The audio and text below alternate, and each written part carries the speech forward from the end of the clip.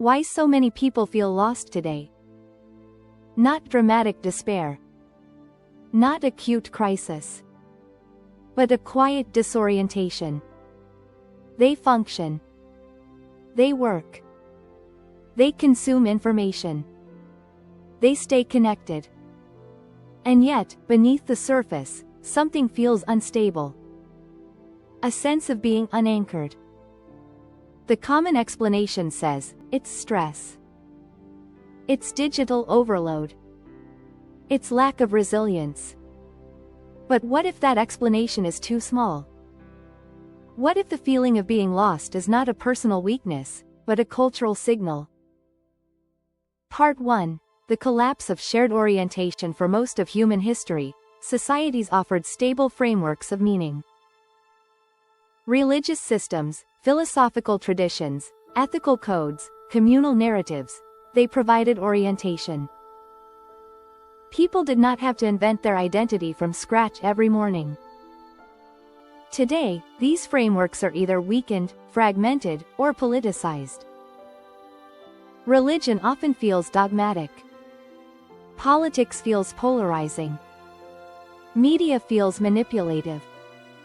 Economic systems feel transactional. Digital platforms amplify noise but not depth. In such an environment, individuals are told, create your own meaning. Design your identity. Follow your passion. It sounds empowering. But psychologically, it can be destabilizing. Because identity without shared depth becomes fragile. Meaning without cultural grounding becomes volatile. And when every narrative competes for attention, orientation becomes exhausting. This is not merely a generational mood. It is structural. When societies accelerate faster than their ethical reflection, people begin to feel lost, not because they are weak, but because the cultural compass is spinning. The feeling of disorientation, then, may not be pathology. It may be perception. Part 2. Hyper-individualization and the pressure of self-construction. Modern culture places extraordinary pressure on the individual. You must build your career. Curate your identity. Manage your mental health. Stay informed. Be socially conscious. Be economically productive. Be emotionally intelligent. Be adaptable. Be authentic. And do all of this while navigating constant comparison. In this environment, feeling lost is almost rational. The individual is expected to function as a self-contained project, continuously optimized, continuously adjusted. But human beings evolved in relational, communal contexts. We are not designed to carry existential orientation alone. The message of hyper-individualism says, if you feel lost, improve yourself. But what if the experience of being lost is not a flaw in the individual, but a mismatch between human depth and systemic acceleration? When every choice feels personal, every failure feels personal. When identity becomes a performance, exhaustion follows. And exhaustion often disguises itself as meaninglessness. The problem is not that people lack ambition. The problem is that ambition is no longer connected to coherent purpose. Success has multiplied. But meaning has not. You can achieve more than any generation before you, and still feel directionless. Because achievement is not orientation. Part 3. Information without integration. Another factor is the sheer volume of information. We know more about global crises, political conflicts, economic shifts, environmental threats, technological changes than any generation before us. But knowledge without integration destabilizes. When information is not metabolized into understanding, it becomes psychological pressure.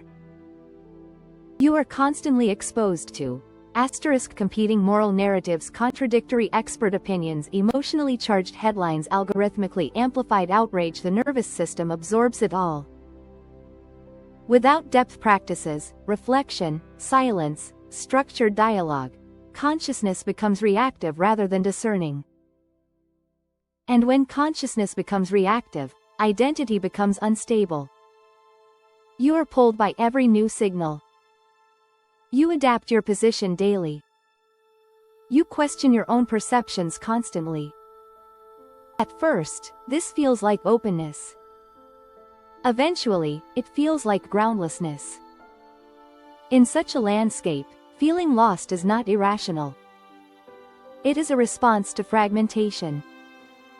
Part 4. The spiritual dimension of disorientation. Now here is where spirituality re-enters the conversation, but not as comfort. The experience of being lost can also be a transitional state. When inherited frameworks collapse, and new ones are not yet mature, individuals enter an in-between space. It feels uncomfortable. It feels uncertain. It feels unstable. But historically, such phases often precede cultural renewal. The danger lies not in feeling lost. The danger lies in rushing toward simplistic certainty.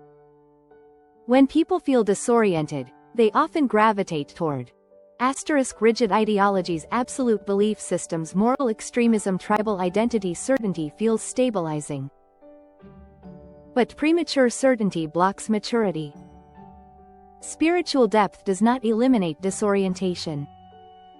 It teaches how to remain conscious within it. To stay reflective without collapsing into cynicism. To seek clarity without clinging to absolutism. To tolerate ambiguity without losing ethical grounding. Being lost, in this sense, may be less about absence, and more about transition. Part 5. From disorientation to maturity. So what would a mature response look like? Not denial. Not forced optimism. Not spiritual bypassing. But 3 shifts. First, recognizing that personal disorientation often mirrors cultural fragmentation. Second, rebuilding inner orientation deliberately, through disciplined reflection, not constant consumption. Third, reconnecting meaning to responsibility rather than self-expression alone. Meaning grows where responsibility is accepted. Orientation stabilizes where values are consciously chosen. Identity deepens where self-reflection replaces performance. The goal is not to eliminate uncertainty. The goal is to become stable within uncertainty. That is a different kind of strength. Conclusion. A cultural signal, not a personal defect. If you feel lost today, you are not alone. And more importantly, you are not defective. You may be perceiving a transitional moment in culture. Societies that move through rapid transformation generate uncertainty. That uncertainty surfaces first within individuals. The question is not how quickly we can eliminate the feeling of being lost. The question is whether we are willing to face what it reveals. Disorientation can be frightening. But it can also be honest. And honesty is often the beginning of maturity, both personal and collective. Spirit Online, spirituality with responsibility. If you want more deep reflections on spirituality and the future of humanity, subscribe to Spirit Online, the conscious channel. Stay connected to the conversations that truly matter.